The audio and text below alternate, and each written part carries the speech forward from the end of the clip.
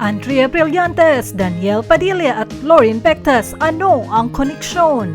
Natatandaan niyo pa ba ang hot topic noon na si Andrea Brillantes ay may kinalaman sa breakup ng Kathniel in real life? Ingat na ingat ngayon si Andrea Brillantes sa kanyang komento kung tinatanong ito tungkol kay Danielle Padilla. Ganito ba talaga humaharap si Andrea kapag tinatanong? Kung matatandaan ninyo ang mga kontrobersyang kinasasangkutan noon ni Andrea at ng kanyang ex-lover na si Richie Rivero ay malakas naman kung rumespak si Andrea at mukhang hindi naman umurong sa mga komento nito laban kay Richie at Leren.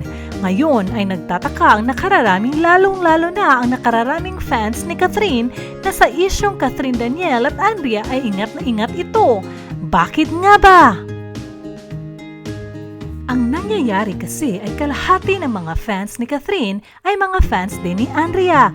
Kung kaya, hindi naman sobrang daming Catherine fans na may gustong sagutin ni Andrea ang mga isyong kinasasangkutan sa Kathniel relationship. Bakit kay Richie at Leren malakas kung makarespak si Andrea? Ito ba ay dahil mas bigatin si Catherine kung ikukumpara kay Leren at Richie? O talaga lang bang may guilt feeling si Andrea dahil nga may something? Tulad ninyo ay nalilito din kami.